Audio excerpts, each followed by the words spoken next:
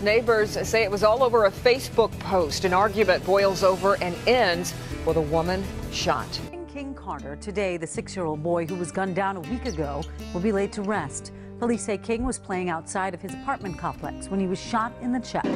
A sad goodbye to a child who's left a lasting impression. During the viewing on Friday, King's tiny casket was surrounded by some of the things he loved, from Ninja Turtles to footballs. For some, it was just too much. His family just trying to make sense of it all. You want to learn to hold your children a little tighter, kiss them a little longer. This is a crisis, a trickle of terror. 18-year-old Leonard Adams, 17-year-old Erwin Presley, and just yesterday, police arrested Tamar Teams, only 16 years old. The trio are accused of driving to an apartment complex in northwest Miami-Dade, where King lived, to confront a person they were feuding with on Facebook. King was caught in the middle as the group was exchanging gunfire. I know the community is united. The parents are united.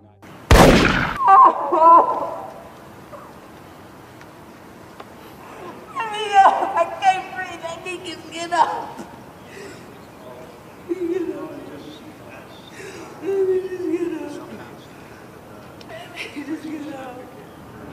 I'm not moving without him. I'm not moving without him.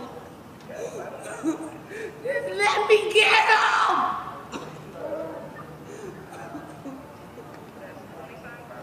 Let me get him. Graduates take their seats.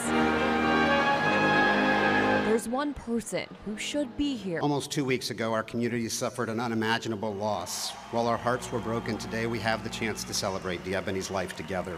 On April 22nd, an active shooter entered Waffle House, and Diebony Groves lost her life that day. In her final moments, she found peace in her faith. And it's the higher power that inspired the last reported words of Diebony Groves as she and her friend were singing, "Yes, Jesus loves me," just before she departed that Waffle House for Heaven's Gate. Today at Belmont University's graduation, Diebony's mother and brother received a standing ovation. Our first degree this afternoon is presented to D'Angelo Groves. Diebony was supposed to be walking across this stage with him. In her place, Diebony's mom accepted her daughter's diploma.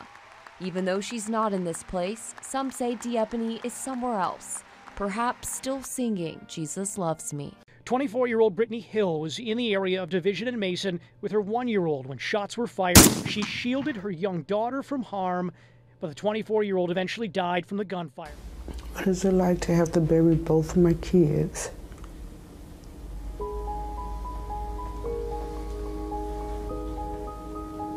Danielle New doesn't have the strength to finish the sentence. No mother could. Her son, Lee, just 13 years old, was walking home from the Boys and Girls Club. The 8th grader was just a few minutes from home when he was shot 28 times. Danielle buried her youngest. The flowers of Lee's memorial were just beginning to brown when 2 blocks from home, gunfire. She ran towards it. The suspect stood on top of the car and just shot into the car. I just shot into the car multiple times.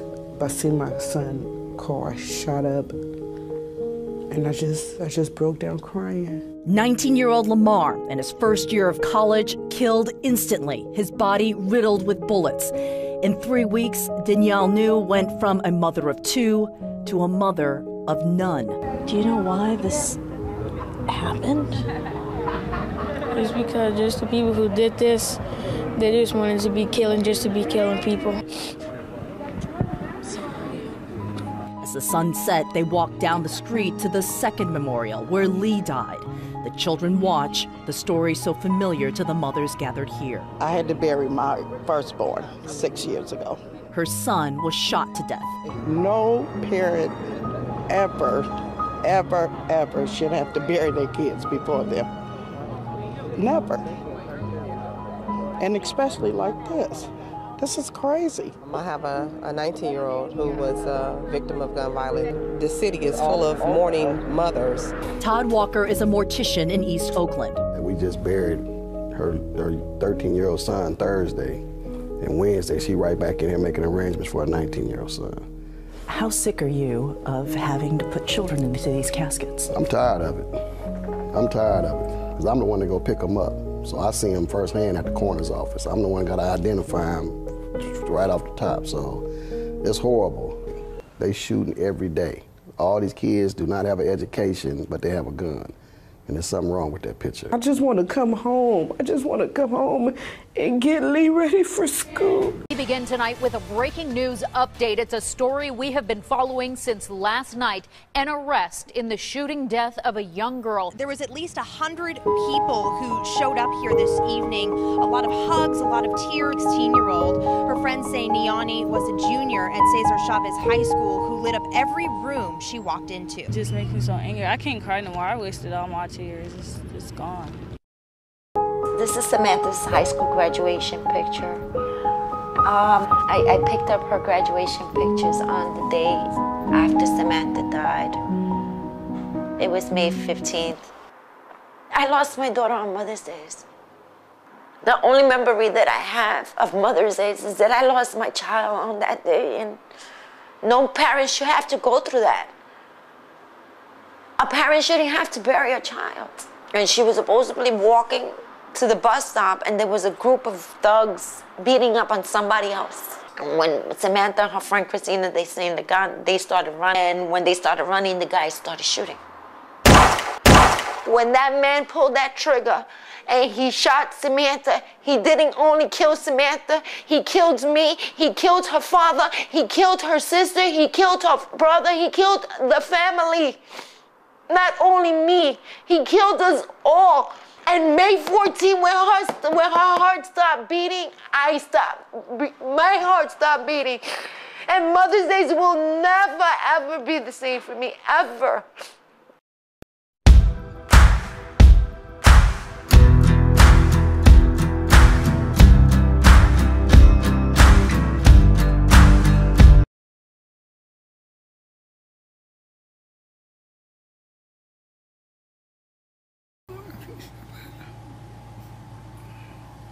Like a river,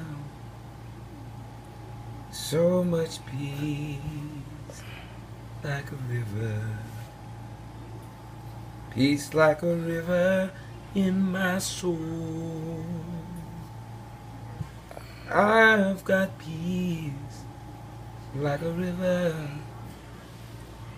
peace like a river.